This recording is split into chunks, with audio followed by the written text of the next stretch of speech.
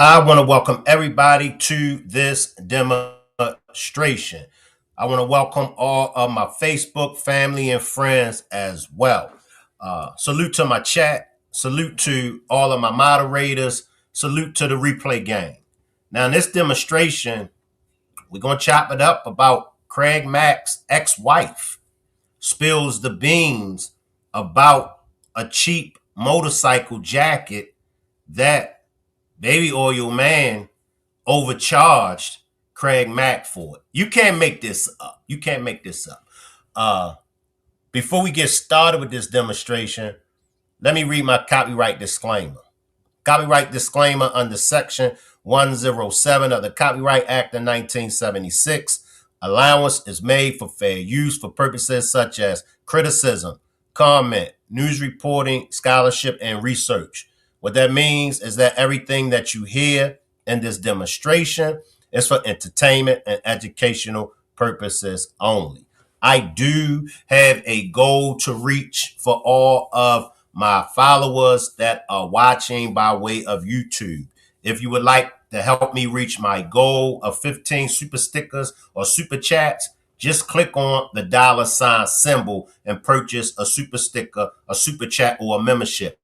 For my Facebook family and friends that are watching by way of Facebook, if you would like to support and help me reach my goal, just make sure y'all click on the symbol where as though you can send me stars. All support is much appreciated. And if you would just like to send me a cash donation, my cash app is $ERICMCINT. Now, let's tap into this crazy work that we finding out about Baby Oil Man's tactics on how he treated his bad boy artists. And I need to send a big shout out to the Art of Dialogue because this is coming from his channel. So I'm just reacting to the Art of Dialogue content. Salute Positive. Salute Phoenix. All right, let's tap into this, y'all. I was in Sam's Club with my husband, and we were in there doing some shopping. And I remember it was cold because I had on my big North Face coat, and I had, my earpod or whatever, and my phone was in my pocket, and my phone had rang. But by the time I got to my phone, I had missed the call, and I looked at it and I seen that it was a phone call from Eric's sermon. And I love Eric. Eric is family. So I called him back, I'm just like, hey, what's good? Everything okay? What's going on? And Eric was like, hey, they doing a Diddy documentary, right? I was like, I heard about it. I was like, I didn't think it was really going to be happening, and he was like, yeah, it is. And they would like you to be in it. I was like, oh, word? And he was like, yeah. And, I was like, oh, I'm scared. He was like, well, I'm going to be in it too. And I was like, okay, well, I'll do it. I'll do it. And so as you can see, she was scared. She was scared a little bit to do that documentary. And I understand, but one thing we know, when that domino effect takes place and that first domino starts to fall, all the other dominoes are going to fall. Now, I'm looking forward to seeing others, with dirt on Baby Oil Man. I'm looking forward to seeing them come out as well, because there are going to be more documentaries. Y'all could bet that there's going to be more documentaries. I see my chat, Positive Vibes, Eartha, Sages, Miss Parker. I see y'all. Shelly D. All right, can I get everybody to throw up some prayer hands for Shelly D, 757? She's not feeling well. I see you, Chandra. But you can believe that there's going to be a lot more people coming out with dirt on Baby Oil Man. But this is Craig Mack's ex-wife, y'all. I asked my husband, was it okay? And I spoke with my children with Craig to ask them if it was cool with them, and everyone said yes. So I went and did it. Yeah, the story you told in that documentary, man, was crazy. How did it get that bad between Craig Mack and Diddy? Like, how did it get to that extent? Craig didn't want to be on Bad Boy anymore. He didn't like the vibe. He didn't like the feel. He was being restricted as far as the direction he wanted to go. I believe Craig wanted to go one direction with his music. Puff wanted him to go a different direction, and Craig wasn't budging. He is a tourist, so tourists just kind of bullheaded. He was just like, no, I want to do it what I want to do. And I don't believe they were able to come to a happy medium. And Craig was disenchanted. We were broke, living show money to show money, and still had bills to pay. And he wasn't happy there. Let me ask y'all this.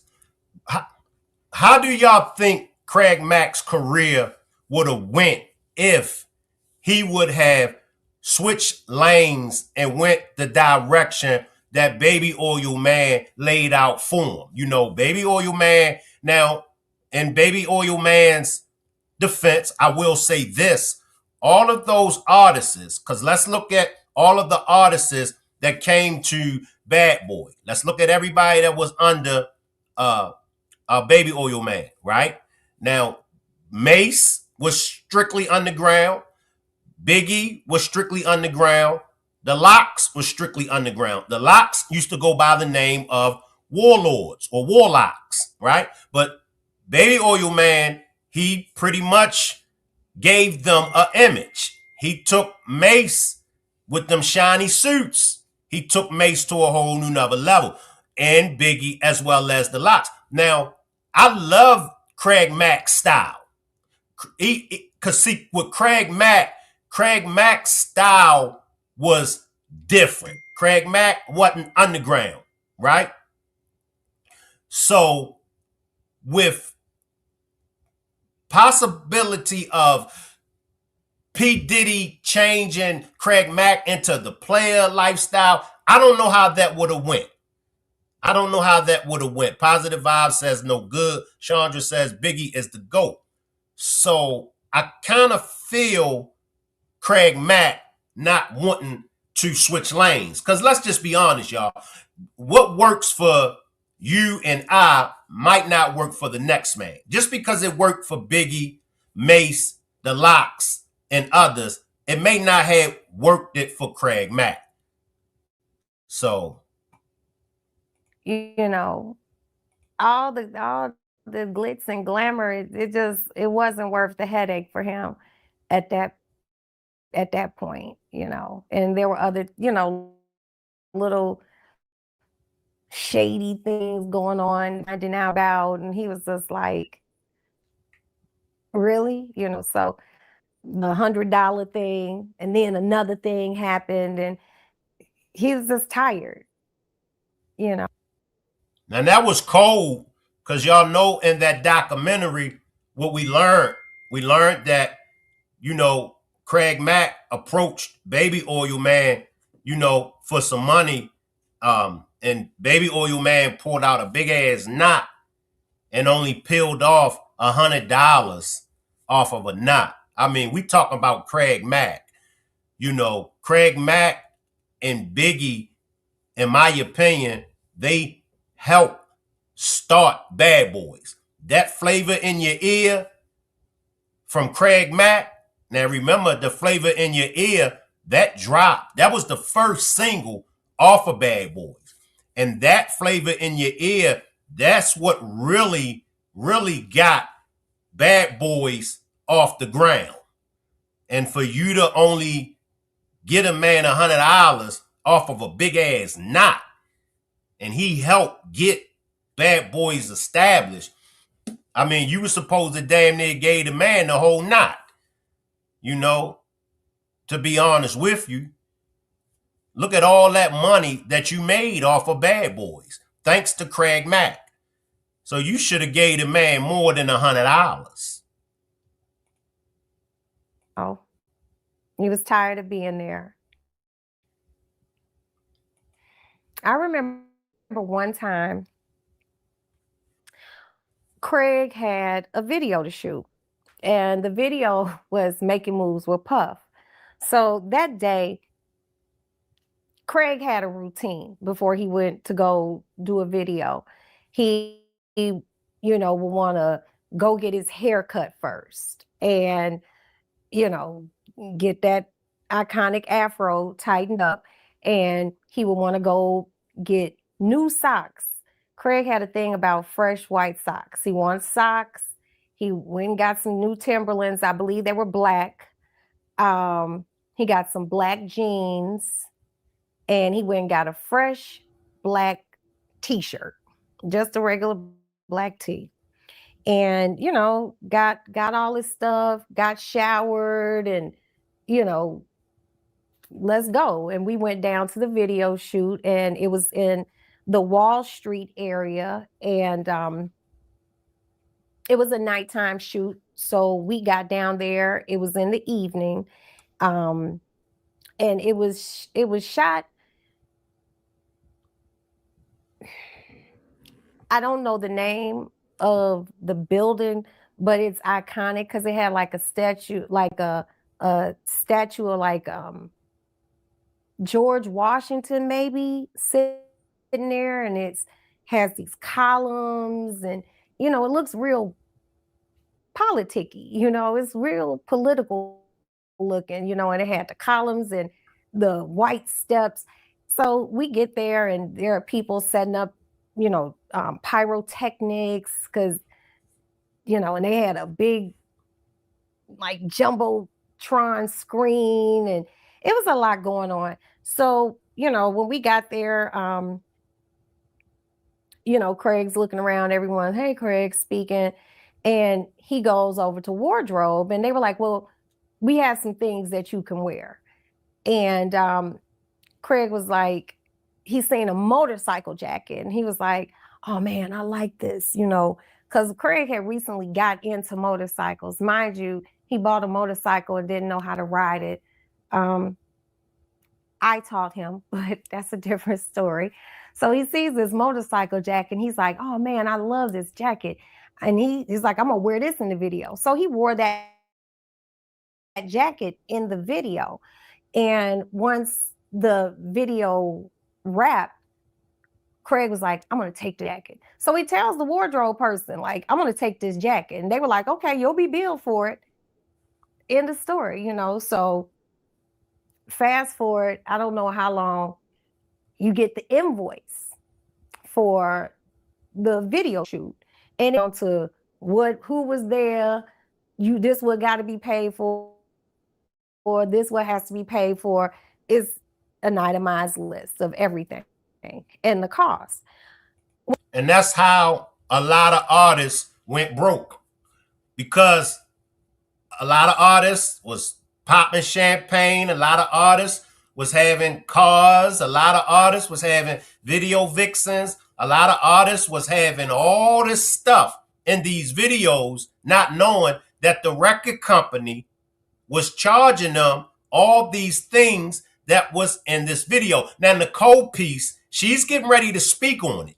The cold piece that a lot of artists, even to this day, didn't know. But Craig Mack, he peeped it. But a lot of artists didn't know, just as well as they were being charged for these things that was in their videos, they were being double. Some of them were being triple charged. Like if something cost $200-300, the record companies was charging them $1,000, $2,000, in some cases $3,000, just straight jacked up. And that's why to this day, 90% of hip hop artists are broke today, because they were being charged by the record company for everything that they done. Studio time. I mean, everything. But they were being charged double the amount. And in some cases, they were being charged triple. Well, one of the things that was on the invoice was the jacket. And it said like $1,000. You know, I don't remember the exact price, but I know it was in the thousands, not 2,000, like in the thousand range. And Craig was like, you know, he didn't pay any attention to it, you know. So time goes on. I don't know exactly how long, maybe a month or two. Craig on Jamaica Ave because he has to go get some more Timberlands. And Craig wore Timberlands like people wear house shoes. So it was nothing for him to get a new pair of Timberlands like maybe every 2 weeks. So he went to get these Timberlands. I wasn't with him. And he was down on Jamaica Ave. And he sees the exact motorcycle jacket that he wore in the video hanging up in a window. And he's like, oh. But the jacket was on sale. So he goes in and he inquires, what was the original price of that jacket in the window? They told Craig the jacket was only like $300. And the sales price was two something, the low twos. So Craig comes home and I could tell there was something wrong because Craig he would come home and he was loud. Hey, I'm home, you know, something. And I was in the room and he came in with his bags and shit and he plopped down on the bed and I want to say Craig like started smoking a cigarette or something. And he's just like sitting there. And I was like, what's wrong? He said, where's that invoice from that video shoot? I was like, oh, it's on the dresser. And, you know, we kept a pile of papers on the dresser, bills and just whatever. And I thumbed through it and I found it. And he said, I was like, here it is. He said, find out how much that jacket costs. I said, okay. So I'm looking. I was like, 1,000, whatever. He was like, motherfucker. I said, what's wrong? And that's when he explained to me that he had been down on Jamaica Ave and the jacket had only been $300 at full price and was on sale for two something. Wow. And that's cold, y'all. Let me let this ride out. So a jacket that was 300 and some change, they caught on sale for $250. Then they turn around and overcharge them in the thousands. And then we got to keep in mind, it was a Baby Oil Man video. So they probably gave the jacket up for the video just off GP. Hey, man, look, you know, here, you want that jacket? Yeah, take the jacket and, you know, you could just advertise it in your video. That's how folks done back in the days. I don't know how they do it in these days and times. But back then, if you were shooting a video, and like I said, for a PDiddy video, I'm sure plenty of people gave PDiddy and them free clothes just for the free promotion. So he probably got the jacket for free, but let's just stick with what is said. They got the jacket. Well, the same jacket Craig Mack seen on sale for $250. But the record company, they turned around and taxed them 1,000 and some change. Dirty.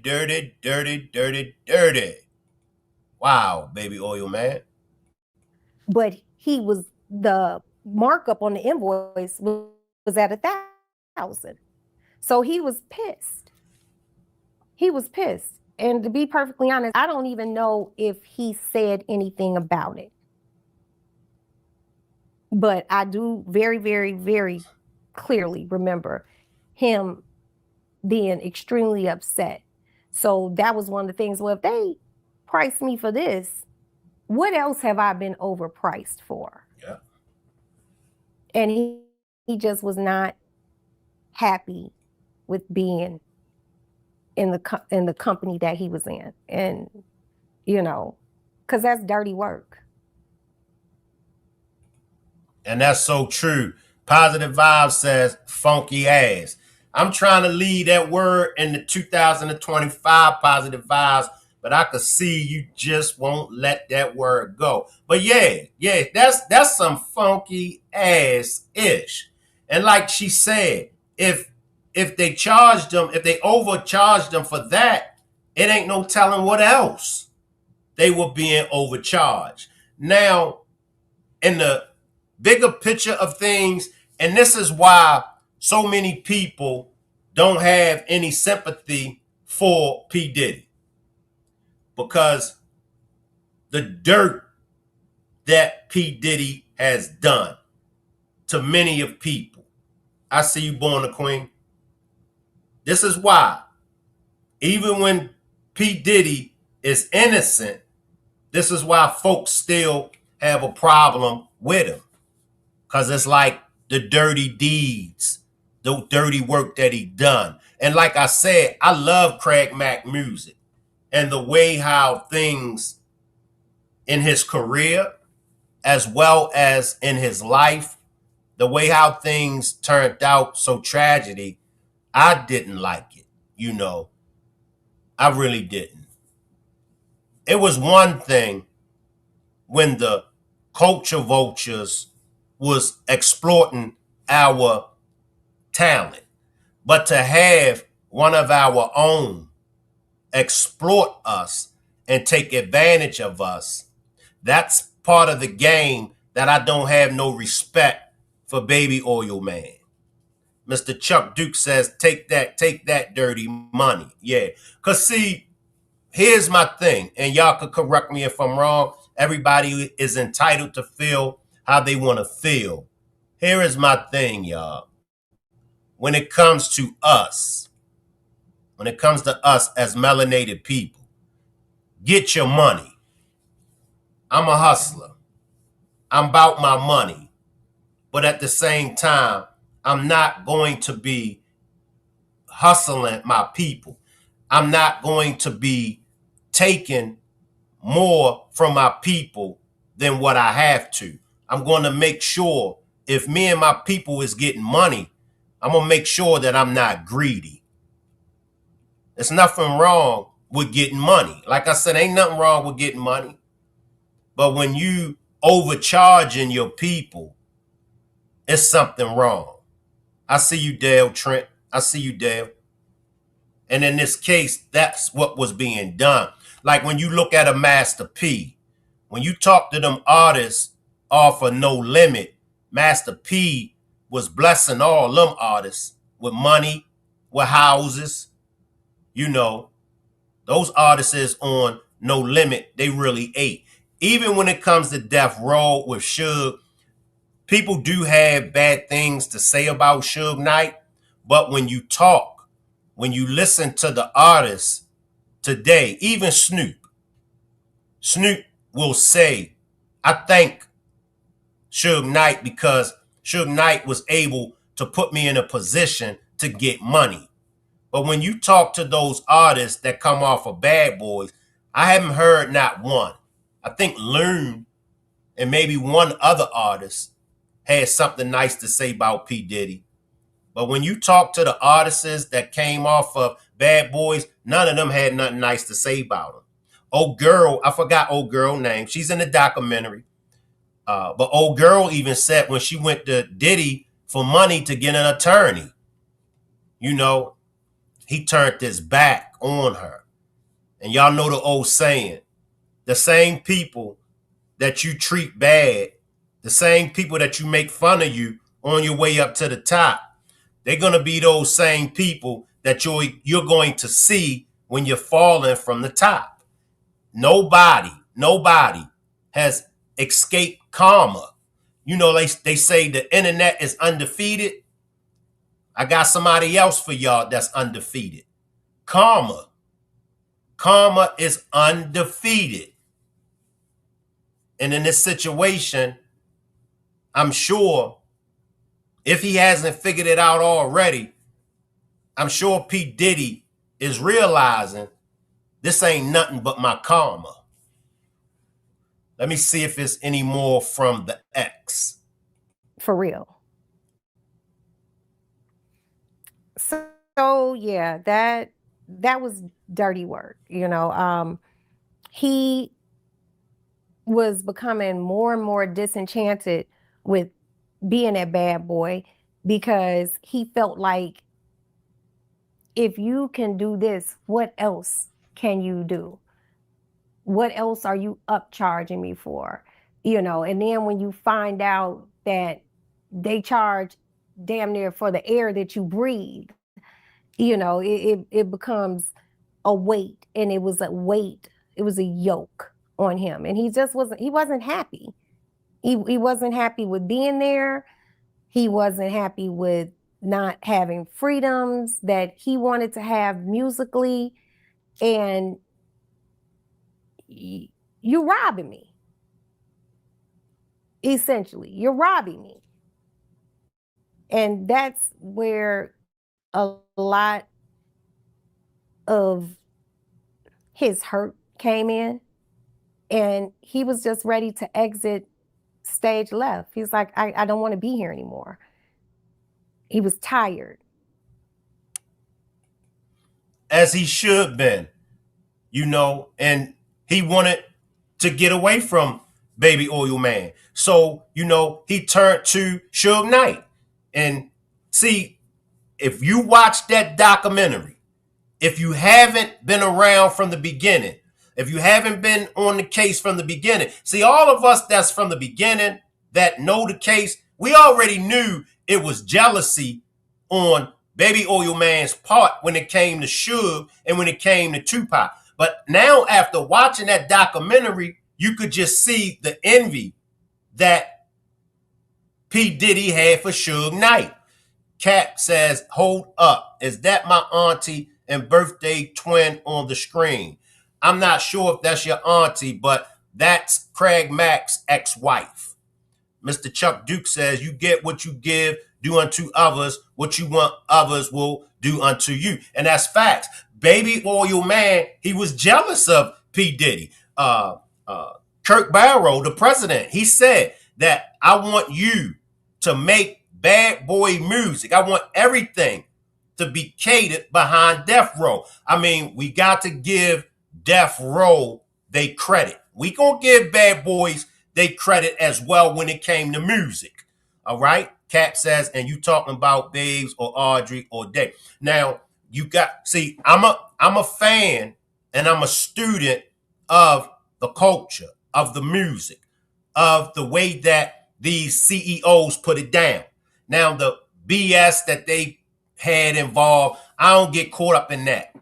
But you got to give it to Suge Knight when it came to Death Row music. I'm going to let y'all just think, meditate for a few minutes on why I say give credit to Suge Knight and Death Row. Shelly D says he tried to play Craig Mack and Biggie against each other. And that's facts, Shelly D. That's facts. But if you was around during the time when Death Row stepped on the scene, big shout out to Eazy-E and Ruthless Records, because Eazy-E was the forerunner of that West Coast gangster music. If it wasn't for Eazy-E and Ruthless Records, we wouldn't have had Suge Knight and Death Row. So I'm giving credit to them all. But let's focus on Death Row and what Death Row brought to the game. Death Row brought the Chronic. Now, some people argue when it comes to the Chronic, but when you talk about the top 3 greatest hip hop albums of all time, you could put the Chronic as number 3. You could put the Chronic as number 2. You could put the Chronic as number 1. However, the top 3 hip hop albums of all time, you got to put the Chronic in there. and the Chronic came off of death row. When we think about one of the greatest hip hop artists of all time, Snoop was produced. Snoop came by way of Death Row Records. Many of us didn't really fall in love with Pac and his music until his Death Row days. Who brought you the Dog Pound, Daz Corrupting Them, Death Row? You know, you had the Lady of Rage. You had all those, goats over there on Death Row. And the way how Suge Knight put it down. So P. Diddy, which in my opinion, I can respect P. Diddy for wanting Bad Boys to be on that same level as the music as Death Row.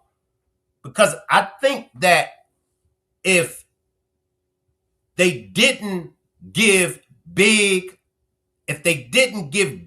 that Tupac, that whole image, I don't think Big would have went down in history as one of the greatest rappers of all time. So P. Diddy, he was envious of Suge and Death Row and them. His artists, even the Locks, Mary J. Blige took the Locks music CD to both Suge and P. Diddy. The Locks had an opportunity to sign with Death Row, but the Locks wanted to go with P. Diddy because they felt like because P. Diddy is East Coast and Suge is West Coast, the Locks felt like P. Diddy and Bad Boys would understand they type of music. But can y'all imagine the Locks? Can y'all imagine Jada, Styles P, and Sheik Luke? Can y'all imagine them on Death Row? Man, if Death Row had the Locks, if Death Row had Jada, wow. But back to P. Diddy. P. Diddy done Craig Mack dirty, y'all. He done him wrong. Cat X says, yup, that's definitely her, Roxanne Johnson. It was like a family of mafia. And see, now everybody is coming out. Folks are no longer scared of P. Diddy. Like she said when Eric Sermon got at her about doing the P. Diddy documentary, she was like, at first she was scared. And she had every right to be scared. She ain't in the streets. She's a civilian. So she had every right to be scared. But since Eric Sermon was on it, she was like, okay, cool. So I can just imagine, and this is just part one of her interview, because y'all know Art of the Dialogue. And make sure y'all go check out Art of the Dialogue. Art of the Dialogue, he chops up his interviews with, his guests. He'll give you like 11 or 12 different parts. So I'm curious to find out what else she has to say about P. Diddy. Of course, I'll make sure I react to all of her parts. But I can just imagine, like I said, I can imagine what else she has dropped about Baby Oil Man. I would love to have her over here on my interview so I can interview her. So Miss Roxanne Johnson, if you're watching this, I would love to interview you if you're seeing this, and if you would accept my invite.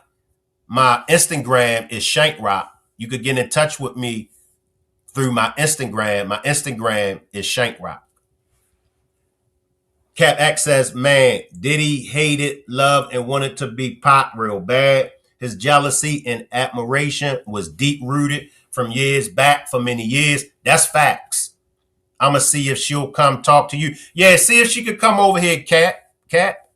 Shelly D says, Biggie, Craig Mack, and the Locks, Black Rob. Can y'all imagine the bad boy roster over there on Death Row? Because then Suge was starting a Death Row East. And I'm going to tell y'all, a lot of East Coast rappers was going to sign with Suge. I mean, if you take away the bullshit that Suge brought to the scene, you got to give it to Suge. Suge was one out of many, but Suge was definitely one of the ones when it came to us as a people and it came to the culture vultures. They knew not to play with Suge Knight. They knew not to play with Suge Knight. Suge Knight got Bobby Brown out of a jam. Suge Knight got Casey and JoJo, Mary J. Blige, Dre. Suge Knight done a lot of good for a lot of artists. And like I said, if you take away the bullshit that Suge brought, because he did bring some bullshit, but take that bullshit away, Suge, he was really, really putting it down. Shelly D says, businessman. Cap says, separate the person from the craft. You know, because they were getting over on the artist. But Suge was like, nah. And Suge was able to point out, especially with Mary J. Blige in her contract. Mary J. Blige says she took her contract to Suge. Suge pointed out all the wrongs. Suge took her contract into the office, the record company. Suge came out and said, you free of this contract. Mary J. Blige said, how much I owe you? She said, Suge said, you don't owe me nothing. Take it as a favor. Quebec says he ain't played about his artist. He was going to promote you and protect you, period. Facts. That was facts. You know, they ain't played with Suge. They didn't. But I appreciate everybody for pulling up. This is Sundays. I should stay live, but I'm getting ready to watch my Ravens play them Patriots. And every time I watch a Ravens game, we lose. When I don't watch the Ravens game, we win. So, and I told everybody, I ain't watching that Ravens game tonight, but I'm going to watch this Ravens game, y'all. And I'm getting ready. I'm going to get prepared for it. Salute everybody. I appreciate everybody for pulling up. I'll see y'all on the next demonstration. I will leave the chat running and you all can hang around. Salute everybody.